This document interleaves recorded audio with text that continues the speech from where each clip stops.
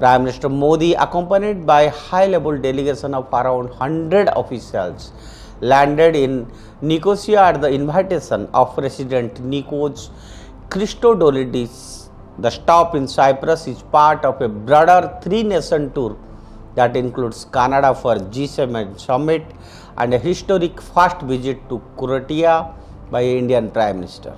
Cyprus is among the top sources of the foreign direct investment in India, facilitated by the double taxation avoidance agreement DTA, and during his visit, Prime Minister Modi addressed a business roundtable in Limassol, pitching India as the next global growth engine.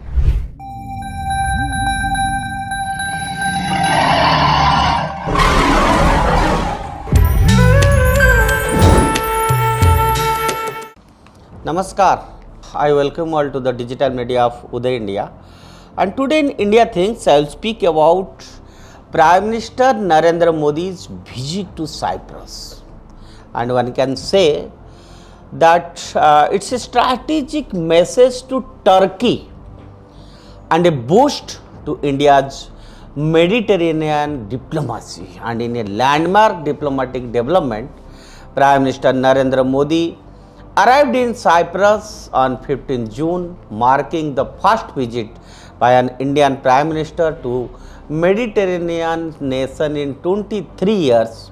The visit, seen as a key step in revitalizing Indo-Cypriot ties, comes against the backdrop of heightened tensions between India and Turkey following Ankara's vocal support for Pakistan during Operation Sindoor last month.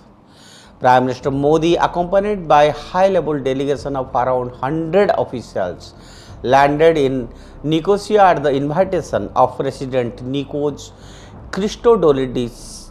The stop in Cyprus is part of a broader three-nation tour that includes Canada for G7 summit and a historic first visit to Croatia by Indian Prime Minister.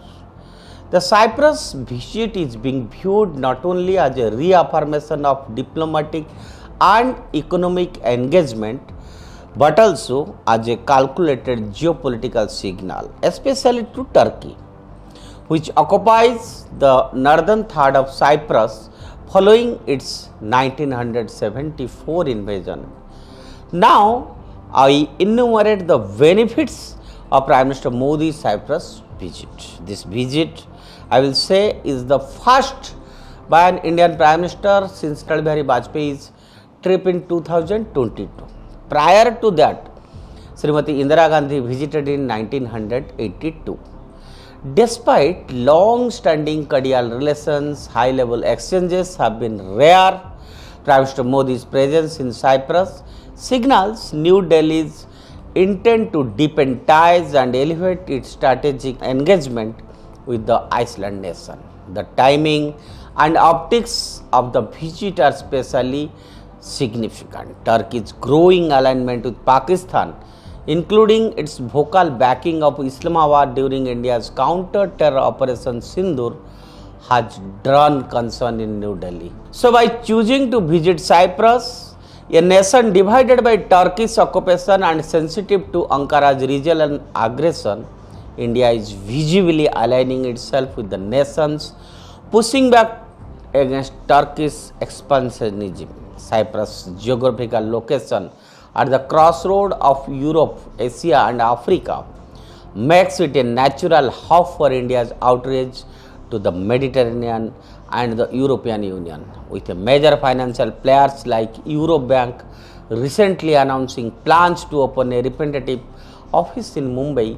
Cyprus is positioning itself as a conduit of Indian business entering the European Union. Additionally, Cyprus' favorable tax regime and expertise in shipping and financial services present compelling opportunities for Indian firms eyeing global expansion. Prime Minister Modi's visit also carries significant economic weight as Cyprus is part of the broader India, Middle East, Europe Economic Corridor (IMEC) announced at the G20 summit in 2023. So this corridor aims to enhance connectivity through ports, rail, and digital infrastructure, reducing dependence on traditional maritime routes dominated by adversarial powers. Cyprus' participation in this initiative strengthens India's east-west connectivity vision and complements its Indo-Pacific strategy. Cyprus is stated to hold the rotating presidency of the European Union Council in 2026.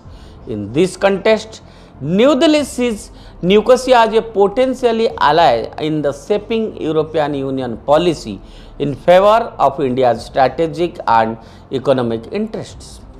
Cyprus is among the top sources of the foreign direct investment in India, facilitated by the double taxation avoidance agreement DTA, and during his visit, Prime Minister Modi addressed a business roundtable in Limassol, pitching India as the next global growth engine. He invited Cyprus companies to invest in emerging sectors like clean energy, digital infrastructure, innovation, and pharmaceutical, noting India's expected rise to become world's third largest economy.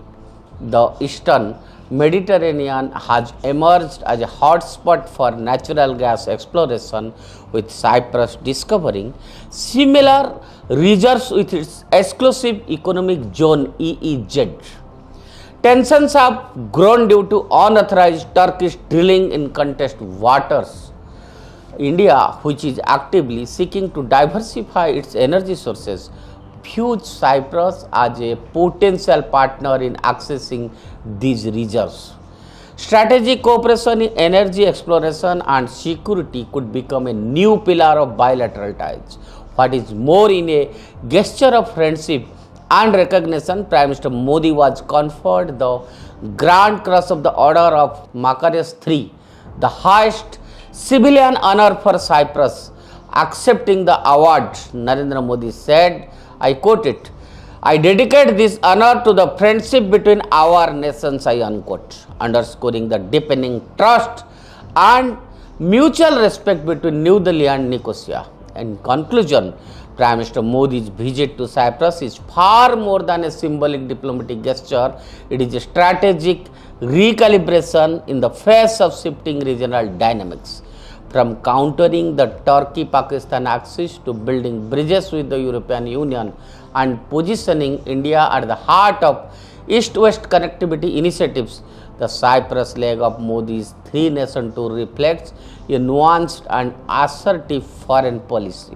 Friends, you know, India strengthens its Mediterranean engagement. Cyprus stands out as a critical partner in bridging the subcontinent with Europe, both economically and geopolitically. That's all for today. Stay tuned with Uday India and subscribe to Uday India. Thank you.